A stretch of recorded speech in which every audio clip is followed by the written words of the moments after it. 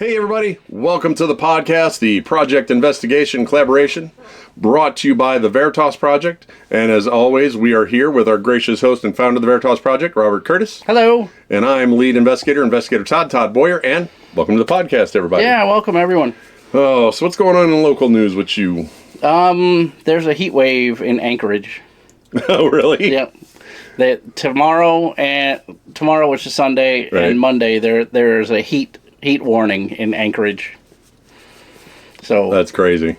What are we talking temperature-wise here? 80 in the mid 80s. In the mid 80s in Anchorage. Spring that's crazy. In Anchorage. Hello, everybody on TikTok that's coming in. If you are new, coming in, we don't answer questions on TikTok. Our moderator, Robin, will answer as many questions as she can for you guys, but we will hang around afterwards and answer any questions, so that way we can keep the flow of the YouTube going. Yes. So, tomorrow's Father's Day, and I'm going to go play a little disc golf with my son, I think, tomorrow. I'm going to go work. And yeah, you got to work. Almost got my book finished. I got 3 more chapters to wrap up and then edit, and I get it over. I was hoping to get it done this weekend, but it doesn't look like it's going to work that way. I just kind of ran out of time doing things. But, yep, so... yeah, I guess that covers everything. I don't know. Do you have anything else? Local news? Anything else? Okay. Not really. But well, it looks like the battery's acting up again, Bob. Uh-oh. Yeah, we want to take care of it real quick. Yeah. Hang with us, guys. Hey, everyone. We'll be taking over this podcast from here on out. I'm Agent T. This is Agent B, and we're here today to tell you about the Men in Black. So typically, men in black appear, as described by witnesses. They always dressed in identical black suits, 1950s, 1960s style. Black fedoras, black ties, white shirts. Clothes are often described as brand new or oddly outdated. Complexion, extremely pale, sometimes with grayish or olive tones, often said to look artificial or like they're wearing makeup. Now, we have discussed before, if you guys caught us on the Alien podcast, that we had discussed that there's the possibility that some of the aliens are actually the Men in Black. And we actually went down that rabbit hole. Yeah. So their hair is usually jet black, often slicked back with some appear to be obvious wigs. Right. So, and they almost always, they speak robotically or very monotone. Yeah. You know, and they use outdated slang a lot of times, and they act totally emotionless, you know, more intimidating, you know, like just try to be an intimidating presence. Basically, it's kind of a fear tactic, kind of, hey, you really didn't see anything kind of a thing. Yeah. Right? So, and they always show up after alien like if you've seen an alien or an abduction, or something to that effect is when they show up. Right.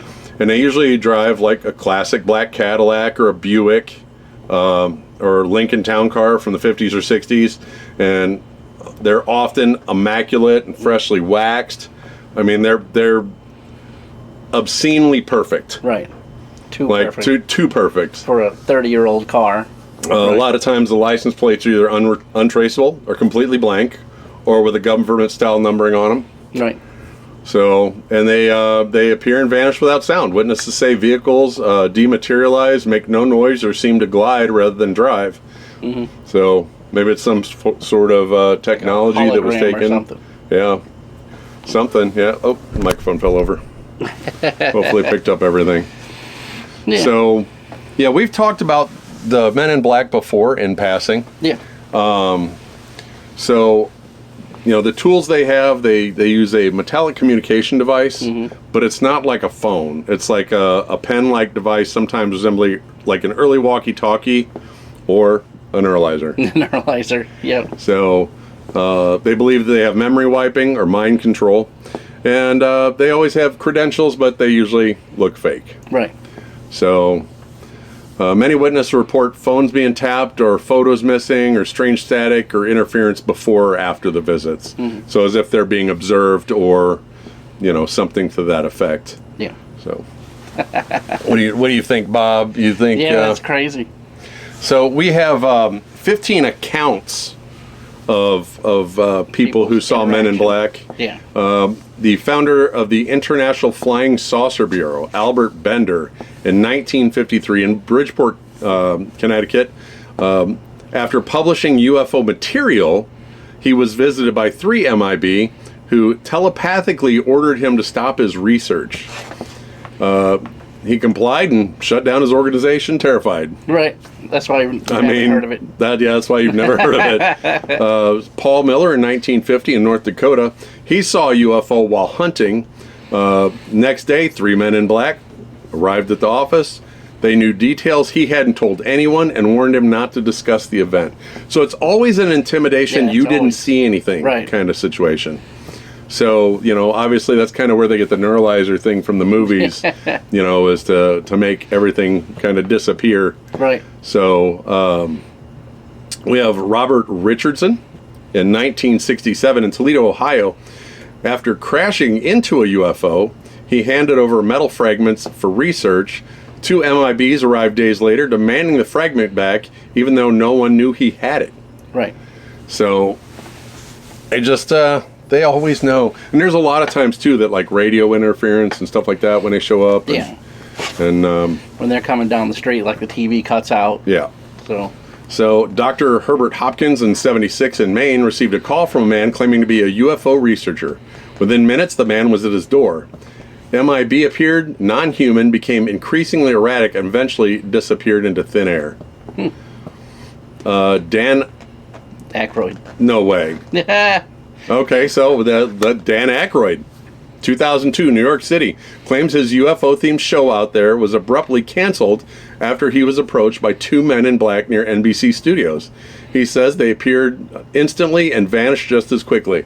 So not only the people on the far wacky outside, I mean, Dan Aykroyd, an actor, claims to have seen MIB. Shane Sovar, 2008, Niagara Falls, New York, hotel manager, MUFON consultant. After a UFO sighting, 2 MIB were caught on lobby surveillance. They were tall, bald, identical, and terrified the receptionist. That's the famous picture that they have of the two MIBs walking into the door of a hotel. Which Bob will put right here. Yeah. I'm sorry, Agent B. Put right here. You'll have to cut that. Right. Let's see. Harold Dahl, 1947, Maui Island, Washington. After a supposed UFO crash, Dahl was visited by an MIB who told him not to talk. His dog was unalived and his son became ill. Threats that convinced him to retract his statement. Yeah, it's always about the threats, man. They don't want us to know they're out there, but yet they'll follow around our fighters and stuff. Larry Brandt, 1980s in Virginia, FOIA activist and UFO researcher.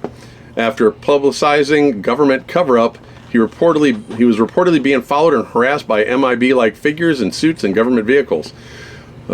Jack Robinson, 1968, New Jersey. Noticed he and his wife were being watched. Neighbors took a photo of the man in a black suit standing outside their apartment every morning. MIBs are everywhere. Right. John Keel, 1966, in Point Pleasant. Author of the Mothman Prophecies. Yeah, we talked about him. And we've talked about him before when we actually discussed the Mothman. Yep. So, documented multiple MIB sightings and phone calls to witnesses that include mechanical voices, static, and strange predictions. So, with that being said, we discussed the possibility of some of these cryptids being aliens. Right. Do you think maybe the Mothman could be on the alien side? Could be. I mean, like... Because could they have made the movies to do a hide in plain sight kind of thing? Right. Throw you off the trail. Yeah. It's like the Matrix, Kind of like the theory that the Disney got tired of people talking about Walt Disney's head being frozen. Mm-hmm. So they made a movie called Frozen. So that way when you search Disney Frozen, it would go to that movie, that cartoon. That's a good conspiracy. When everybody says, well, that's not true, what is the most popular song in that movie? It's called Let It Go. Yep. There you go. That's all the evidence you need. There you go. That's great. That is great. So Tim Beckley, 1970s, New York. A cult and UFO writer claimed he was visited by MIB, who warned him to stay away from certain UFO-related documents. Now, you guys actually went to Area 51. You and Angie did, didn't you? No, we went to Roswell. Roswell, yeah. Sorry. So you guys went down there. Oh, yeah, we've been there twice. Oh, really? Oh, it's a good time. Is it? Yeah, I recommend to anybody. If you ever want to go to a low-cost, high entertainment event, the Roswell UFO Festival is where it's at. Really? Because the rooms are cheap, all the stuff is cheap. A lot of it's free. Really? They have concerts. It is a really what time really of year time. is it? It's in July. In July? Yeah, it's in the July 4th weekend. It's a good time. Even if you're not a UFO person, you'll get your fill of enough people watching that it'll make up for it. Right on. So, witnesses in Southern California in 1985, after photographing strange lights, people received visits from two tall men in dark suits. They knew their names and showed doctored versions of their own photos. So, the MUFON incident in 2011. So now we're even getting more recent. Yeah. After a UFO sighting report, witnesses claimed MIB came to the scene asking questions no one else would know to ask. They provided no identification and left abruptly. And David Huggins, this one is ongoing since childhood, claims lifelong encounters with alien beings and harassment by the MIB. They described him as emotionless and otherworldly with a clear interest in suppressing the abduction memories. Which is, what is that movie, that abduction movie? Fire in the Sky? Yeah, Fire in the Sky. That's a movie. Yeah. That's a movie. We met Travis Walton at the UFO Festival, the guy who wrote all that, and I believe him 100% after sitting through his lecture and talking with him. I mean, he seemed pretty normal, really, really normal. Yeah, and he said one of the things he said was that the UFO had smashed him like a bug. Yeah, and they picked him up inside because they knew he was going to die and it was their fault. So since they rebuilt him, put him back together. He has never had a cold. He's never been sick. His blood pressure is perfectly normal, and his body weight is perfect for a person of his age. Yeah. So how about that? You can go out and try to get a UFO to smash you. There you go. You can have perfect health after that. So our last one is Jerome Clark and his research files. UFO historian reports dozens of cases where MIB appeared just before key witnesses' interviews, leaving people too frightened to talk. Yeah. So they usually, if you see something, they show up so immediately. Yeah. Like unnaturally fast. Like even before the police would even get there. Like the MIBs are there. And they're usually like, hey, you didn't see this. You don't know what you're talking about. This was swamp gas. This was light reflecting off of Venus. It was all these extravagant things. My favorite one of the MIB stories, and they didn't mention it, it makes me feel good, but there was this woman MIB in this story, right? And it's two guys and a woman. They go to harass this couple who had seen a UFO, and they basically were getting nowhere with her and her husband. He was like, I'm not having any of it. If I want to talk to people, I'll talk to people, or whatever. So the lady goes to leave, and one of the guys stands up, and he's like, we can make it hard for you. And he just stands there, staring at him. And he's like, is this guy all right? Like, what is he going? What's he doing? And the lady MIB actually physically gave him a shove, like, to get him going again, right? And then he just turned and walked off, and then she walked off, and it was very, very weird. And that was the thing the guy said. He was like, it wasn't like it was, when I was face to face with it, it wasn't like it was a person. It was more like a machine than it was a person. And until she bumped it, it was locked in wherever it was doing. Yeah, it was solid. in a loop. Yeah. And she gave it a bump, and then that started its little gears spinning again, and then it just walked away like a robot. And he was like, that was the weirdest thing that's ever happened. Oh, so you got anything else you want to add that they should know? No, I mean, the people always assume that the MIBs are a part of the government. And that's one of the things that we always talk about is they're not. They're not a part of the government. If they do show you, or they show the people government credentials, they're always either cartoonishly fake, like just like something that a kid would Photoshop, or they're off enough that that they're not real. You know, like hi, I am John Smallberries with the the U.S. government of the institutions. They're like, wait a minute, this guy ain't legit. Like, what is it? So it's totally, you'll know they're totally fake. I mean, and like you said, they're not a part of the government. No. And we've gone down that rabbit hole of them being aliens, possibly mechanical androids or something to that effect, and interdimensional beings. So, but they are, like I said, they're always seen usually not just after a major sighting, but after someone is either abducted or has actually seen extraterrestrials. Right. Not just a sighting of a UFO, like actual things that people think you'd be crazy talking about. So right. Bob, I think they've seen too much. Yeah. Put on our protective glasses. Handle it, Bob. If you guys could look right here for us, please. All the questions will be answered right here. Well, sorry about the technical difficulties, guys. We hope you enjoyed the podcast today. Don't forget to check us out on all our social medias. Bob is The Real Veritas Project and RS Curtis 73 on everything. Yep. I'm Investigator Todd on everything.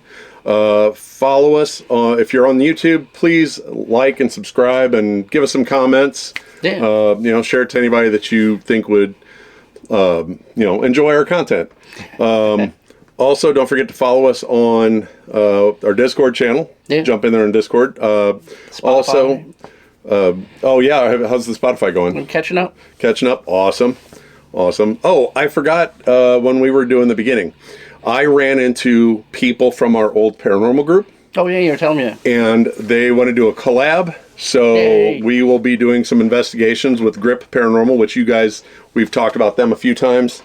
So we're going to be doing a collab and some investigations with them. Also, don't forget to check us out on Patreon. If you become a Patreon member, even at the 0 level, we'll add your name to the Patreon card at the end of the podcast. If you become a $5 Patreon member, we will actually send you a monthly postcard out. Bob and I sign it. Angie writes you a nice little note because Bob and I's handwriting sucks. And we want you to be able to read it.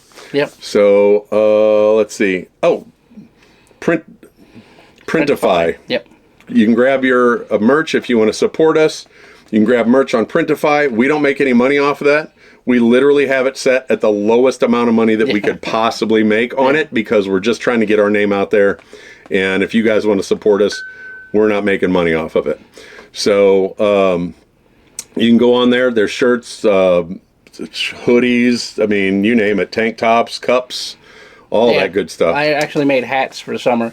Right on. So if you want a baseball hat, I made a white one, a black one, and a camouflage one. Oh, I'm going to have to get one. I'm going to have to get one. You got to rep our set. Yep. Don't forget, next week's podcast will be an hour early. For the people watching on TikTok, we'll be recording from 7 to 8. Leaving here, going to Springfield, and we have a live investigation that we'll be doing on TikTok. Mm-hmm. But then also, the entire investigation will be put on YouTube, so you can go back and watch the whole investigation if you want to. Don't forget to send us your ghost stories. Yep. We did get one submission that we're going to have to go through and make a podcast out of, which we'll probably do next week. Yeah, that's a good one. So send us your ghost story. Bob is the Real Veritas Project at gmail.com. I'm investigator.todd.paranormal@gmail.com. Mm-hmm. Send us your ghost story. We'll turn it into a podcast.